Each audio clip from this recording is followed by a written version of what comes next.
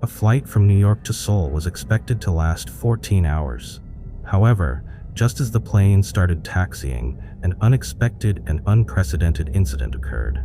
The plane, carrying over 250 passengers, was forced to turn back to the gate just because one individual was dissatisfied with a bag of macadamia nuts. The crew was confused, and the passengers were bewildered, not understanding what was happening. It sounds unbelievable, but this is exactly what happened on a Korean Air flight in 2014, sparking the infamous nut rage scandal. More than just an outrageous event, it exposed the true face of South Korea's Chaebol elite, a world where power can bend even the strictest aviation safety rules. What secrets lie behind this seemingly absurd incident? How could one individual abuse their power to the extent of forcing an international flight to turn around just because of a snack? Like and subscribe to join us in uncovering this shocking story. The main character of today's story is Cho Hyun-ah, also known as Heather Cho. She was born on October 5, 1974, in Seoul, South Korea. She is the eldest daughter of Cho Yang-ho, the former chairman of the Hanjin Group and CEO of Korean Air, South Korea's leading airline. He was also one of the founding members of SkyTeam, one of the largest airline alliances in the world. Heather Cho had an impeccable background. She graduated from Cornell University in the US with a degree in hotel management. Before that, she attended the University of Southern California. Despite having a passion for the arts from a young age, she chose to follow the business path to inherit her family's empire. Heather Cho was once considered a successful businesswoman, but everything changed completely on December 5, 2014. A seemingly trivial incident ruined her career and shocked the entire world. At 1 a.m. on December 5, 2014, Korean Air Flight 86 was preparing for departure from JFK Airport, New York, en route to Incheon, South Korea. Heather Cho was seated in first class.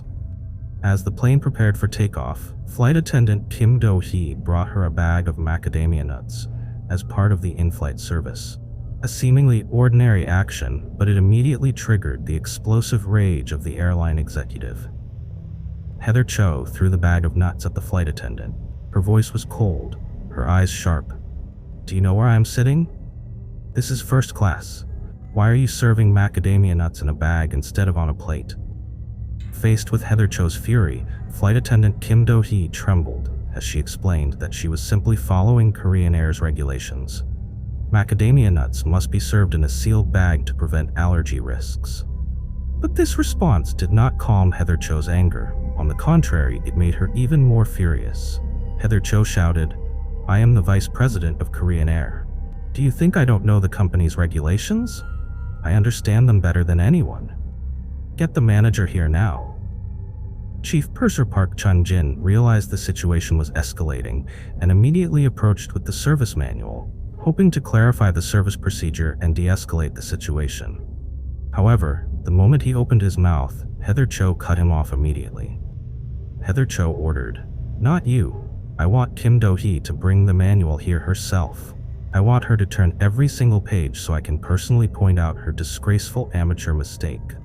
Kim Do-hee was embarrassed and humiliated, but due to the power dynamics, she had no choice but to comply. Heather Cho continued to point her finger at Kim Do-hee's face, aggressively pushing her shoulder. Her tone was arrogant, filled with contempt. "You are not qualified to work in first class. I will make sure you never serve on another flight again." Another flight attendant rushed to assist, pointing directly at the section in the manual.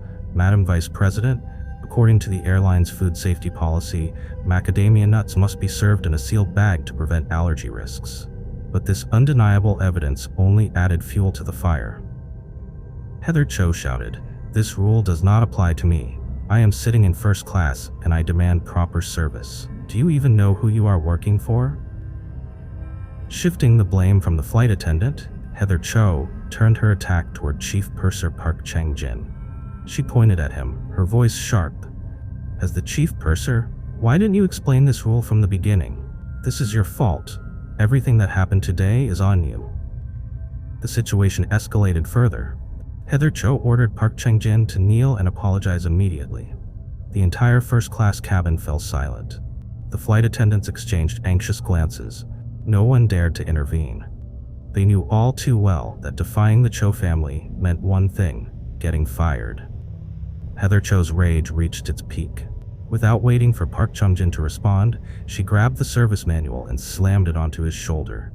But that wasn't the worst part. Heather Cho issued one final command, a demand that crossed all limits. She ordered the pilot to turn the plane back to JFK Airport and remove Chief Purser Park Chang-jin from the flight. Park Chang-jin was stunned. "Madam Vice President, the plane is already taxiing on the runway. We cannot turn back. This is a safety regulation." But Heather Cho completely ignored him. She screamed, "Call the captain right now. I don't care. I order you to turn this plane around." Amidst the chaos in the cabin, the pilot received an emergency request from first class. The plane must return to the gate immediately. This was a direct order from the Vice President of Korean Air. The pilot knew this action could violate aviation regulations, but the pressure from Heather Cho was overwhelming. This was a woman who had the power to control the entire airline. How could he refuse? The captain contacted JFK Airport Air Traffic Control, informing them that the plane would return to the gate. The given reason? A customer service incident. The plane slowly turned around. Passengers were confused, flight attendants were terrified, but no one dared to speak up. After all, the name Heather Cho held immense power at that time. Chief Purser Park Chang-jin was forced to leave the plane. He lowered his head as he stepped out, carrying an overwhelming sense of humiliation. A man who had dedicated his entire career to aviation was now being thrown off a flight over a bag of macadamia nuts. After a 20-minute delay, the plane finally took off. But no one could forget what had just happened. In Heather Cho's eyes, the matter was over. She leaned back comfortably in her first-class seat, sipping her expensive glass of wine as if nothing had ever happened. But she had no idea that a media storm was about to hit her. The Cho family was known to be above the law. They not only controlled Korean Air, but also held huge stakes in various industries, from aviation to maritime transport. Had the incident not been leaked, she could have easily buried it, just like countless other family scandals. But this time, public outrage spiraled beyond control. A passenger on the flight exposed the entire truth. South Korean newspapers immediately published reports on the scandal. Social media exploded. The hashtag #nutrage became the hottest trending topic on Twitter and Naver, with millions of people enraged by Heather Cho's blatant abuse of power. But this sudden attention inadvertently dragged Park Chang-jin into a whirlwind of corporate retaliation. As soon as he landed in South Korea, he was summoned to a private meeting with Korean Air's top management. He was pressured to write an apology letter, admitting that he mishandled the situation and voluntarily left the plane for the benefit of the flight. Park Chang-jin refused. He knew he had done nothing wrong, but his silence could earn him a hefty compensation payout. Korean Air offered him a large sum of money to keep quiet about the incident. But would he accept it? The answer was no. Park Chung-jin refused to sign the apology letter. He decided to expose the truth. And just one day after the meeting, Park Chung-jin was fired. Korean Air terminated his contract, citing violation of customer service standards. Park Chung-jin had nothing left to lose. He was going to stand up and reveal the entire truth about the Nutrage scandal. Since the incident violated aviation regulations, the police were forced to investigate. But when the official probe began, Heather Cho refused to admit any wrongdoing. Heather Cho claimed that Park Chung-jin failed to properly explain service regulations in the manual. According to her, his lack of professionalism forced her to correct the in-flight service procedure. But she didn't stop there. Heather Cho spread a shocking rumor, insinuating that Park Chung-jin had an inappropriate relationship with flight attendant Kim Do-hee. This rumor not only tarnished Park Chung-jin's reputation, but also diverted the investigation, turning the victim into the accused. He had already lost his job, but now they wanted to destroy his personal dignity as well. He realized he could no longer stay silent. If he did nothing, his entire life would be ruined forever. Park Chung-jin faced two choices: one, stay silent and wait for the results of the investigation by the Ministry of Land, Infrastructure, and Transport of South Korea. 2, look for a new job. But who would dare hire him now? Instead, he chose a third path, one that few would dare to take. He decided to bring the truth to light. He reached out to the press, an unprecedented move. A former chief purser, once employed by a powerful Chaebol airline, now dared to stand up against the very system that had swallowed his life whole. His story was published in the media. Within hours, it spread like wildfire. The South Korean public was outraged. They had long been accustomed to Chaebol abuse, but this was the first time a victim had the courage to expose the truth. The hashtag #NutRage became a symbol of the fight against Chaebol abuse. The public began digging into past scandals of the Cho family, fueling an even greater wave of fury. Heather Cho's behavior was labeled as gapjil. This term refers to arrogant, power-abusing individuals who mistreat subordinates and exploit their authority. Gapjil, a stain on South Korean society. It was not just an individual act of misconduct, but a reflection of a deep-rooted privilege system that had existed for centuries. A system that allowed the wealthy to trample on the powerless without consequences. The controversy wasn't limited to South Korea anymore. International media picked up the story. Major news outlets like CNN, BBC, and The Guardian began reporting on the shocking scandal of Korean Air's heiress. At first, Heather Cho denied all accusations. She told the press, "These are false allegations, twisted facts, and a deliberate attack to bring me down." But the media wasn't so easily deceived. Journalists immediately sought out other witnesses on the flight, including the only first-class passenger, to verify the incident. All witnesses confirmed Park Chang-jin's account. They described in detail how Heather Cho threw the bag of macadamia nuts at the flight attendant, insulted, and physically assaulted the staff. Meanwhile, Korean Air attempted to silence the witnesses. Some passengers revealed that they were offered gifts from the airline, including model planes and calendars, along with a request not to speak to the press. This act of bribery further enraged the public. Not only was it an absurd attempt at cover-up, but it also highlighted the blatant abuse of power by Heather Cho and Korean Air. Under immense public pressure, Korean Air issued an official apology to the passengers on the flight. However, their statement claimed that this was merely part of Heather Cho's service and safety inspection duties. This pathetic excuse was met with fierce backlash. The public not only rejected it outright, but also saw it as an insult to their intelligence. The media continued to dig deeper, uncovering a similar scandal from 2013, when Heather Cho had previously assaulted a flight attendant, simply because they had prepared her instant noodles incorrectly. Heather Cho's abuse of power wasn't an isolated incident. For years, she had acted like a queen, brazenly exploiting her authority. When approached by the media, Heather Cho feigned ignorance. She coldly stated, "I don't remember what happened. Perhaps people are misunderstanding me." But the public knew the truth. This was just another pathetic attempt at a cover-up. They demanded a public trial and real justice. As investigators began gathering evidence, summoning witnesses, and requesting internal data from Korean Air regarding the incident, they uncovered a shocking fact. A Korean Air executive had ordered staff to delete all records related to the macadamia nut incident on December 9, 2014. This was a serious criminal offense. The deletion of these records could be classified as obstruction of justice and destruction of evidence. On December 12, 2014, Cho Yang-ho, the chairman of Hanjin Group and Heather Cho's father, appeared before the media. He bowed before the nation and issued a public apology. "I deeply regret what has happened. My daughter has made a serious mistake, and I will ensure that she takes responsibility." But this belated apology did nothing to calm the public's fury. They demanded real consequences, not just empty words. Cho Yang-ho announced that Heather Cho would be removed from all her executive positions within the company.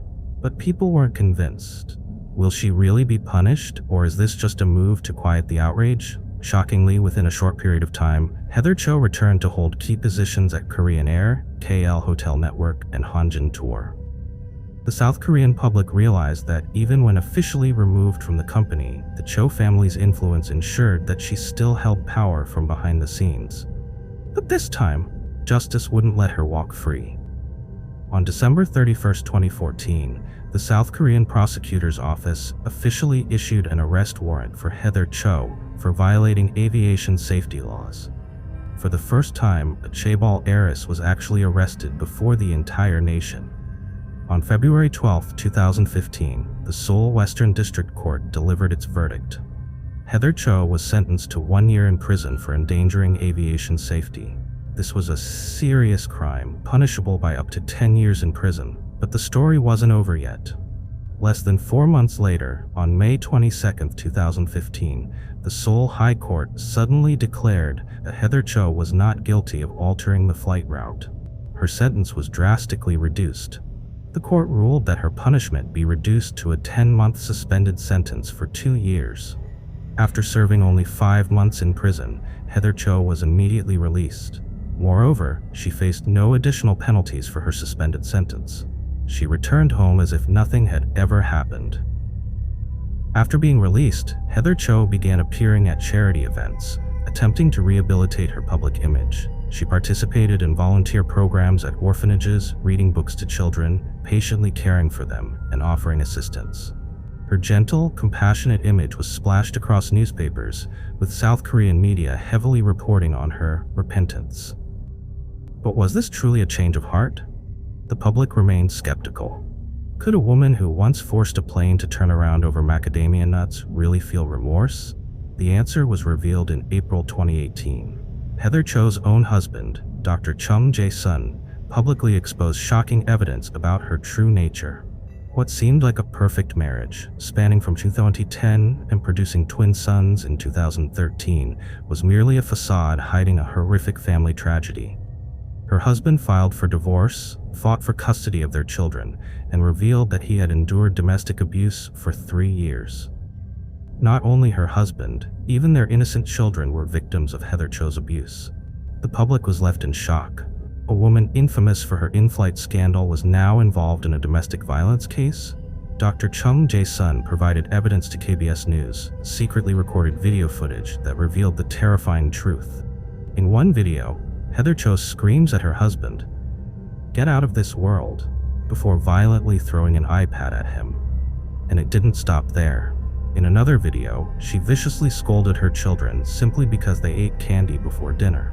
So the woman who pretended to be kind and gentle at charity events was actually a violent abuser in her own home.